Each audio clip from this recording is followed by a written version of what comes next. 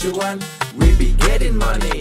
Cuan. Oke Mas Bro, sebelum kita lanjut ke videonya, saya share info bahwa grup STS open lagi. Grup STS diskusi dan rekomendasi bulan September 2024.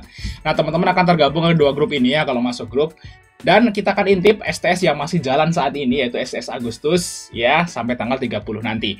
Nah, kita dapat profit dari 3 saham swing langsung di saat market open, yaitu Telkom, Antam, dan Excel, teman-teman. Luar biasa, ini swing.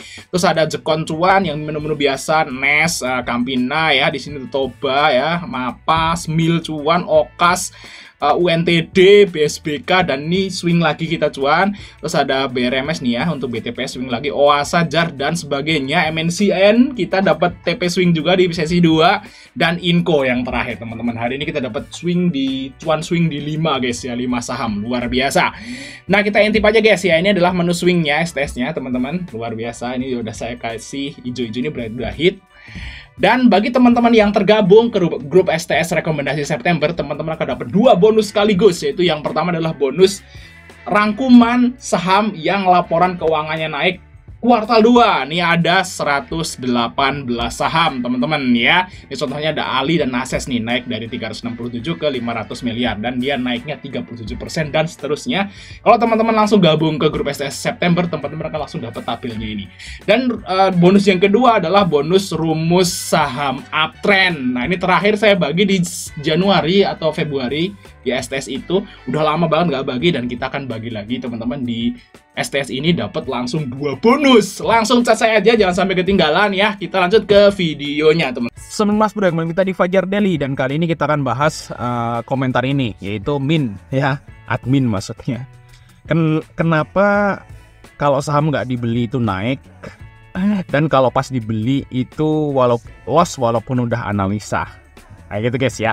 Jadi kejadian ini itu sering terjadi ya, bahkan mungkin nggak hanya ke trader pemula, trader yang udah senior pun juga sering ngalamin kayak gini guys. Jadi gimana gitu ya? Sebelum kita bahas ini ya, teman-teman perlu tahu ya, saham itu, dunia saham ya, bursa saham itu adalah sumber penyesalan. Jadi kalau teman-teman nih nggak siap nyesel, jangan masuk ke dunia saham. Kenapa? Kayak gini guys, saat teman-teman beli saham terus naik, itu juga bisa nyesel. Kenapa? Karena jualnya kecepatan. Ini juga sering terjadi. Waktu itu saya juga ngalamin di saham Pani, teman-teman ya. Pani saya beli di harga di bawah 5.000 loh. Saya jual di harga 6.000, bayangin. Dari 5.000 ke 6.000 itu naik berapa? Banyak kan? Logikanya kan banyak. Untung 1.000 gitu ya. Dari kali berapa lot. Tapi guys, sampai ke 7.000 lebih loh. Hampir 8.000 harganya. Nyesel, jualnya kecepatan. Profit, nyesel. Nah gitu guys ya. Terus yang kedua, loss. Loss apa lagi? Namanya loss, kehilangan duit, pasti nyesel guys. Itu pasti nyesel, namanya kehilangan duit. Dan yang lebih anehnya lagi, nggak beli pun nyesel. Bayangin aja, nggak beli pun nyesel. Kenapa ya gue nggak beli Carway? Kenapa ya waktu itu gue nggak beli Wika? Gitu guys ya. Kayak gitu, jadi istilahnya tempat penyesalan. Untung nyesel, rugi apalagi nyesel. Nggak beli pun nyesel. Nah itulah dunia saham. Jadi gimana cara menyikapinya teman-teman? Jadi kalau pengalaman saya nih guys ya, kalau di saham itu ya ikhlasin aja kayak gitu guys. Jadi misalnya nih kita jualnya kecepatan, ya udah berarti rezeki kita cuman segitu. Nah kalau loss teman-teman harus istilahnya evaluasi lagi ya, gimana strateginya kayak gitu guys ya. Apakah analisa saya ini salah gitu ya, atau analisa saya ini apa sih yang kurang gitu. Jadi kalau loss itu malah belajar teman-teman. Dan kalau untung terus dijual terus sahamnya naik lagi, nah itu berarti rezekinya udah cukup sampai di situ. Jadi jangan jangan terlalu menyesal lah. Tapi ini agak sulit sih guys ya. Ini perlu mungkin jam terbang yang tinggi kalau teman-teman itu bikin nggak nyesel gitu ya. Terus gimana nih untuk menghindari hal-hal yang seperti ini ya? Pas dibeli malah turun gitu ya. Terus pas nggak dibeli itu malah pada naik sahamnya.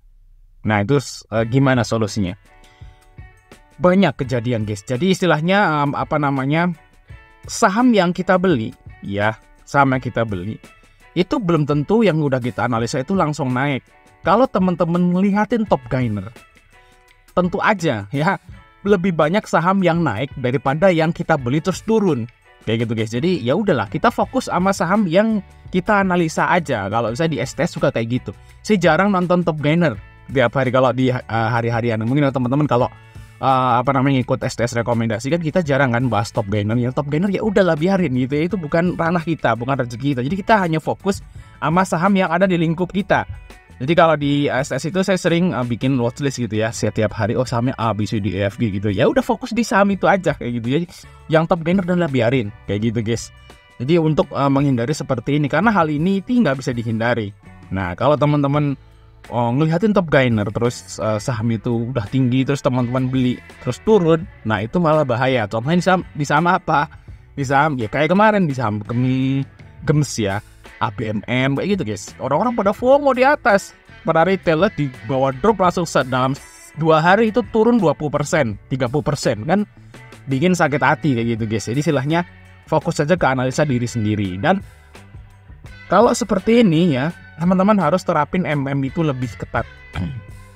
Lebih ketat guys, karena kalau dalam kondisi market yang kayak gini, kayak sekarang gitu, yang agak susah ditebak, saham-saham yang fundamental bagus itu malah turun ya, saham-saham yang fundamental jelek malah pada naik, saham-saham udah mahal malah naik lagi kayak gitu guys ya. Kadang apakah fundamental udah pada mati kayak gitu guys ya. Nah itu sering terjadi. Jadi kalau seperti ini teman-teman harus perbaiki lagi masalah money management teman-teman ya. Jangan main all in. Kelihatan memang kalau kita masukin semua dana nih, kelihatannya kan kalau untung kan untung gede.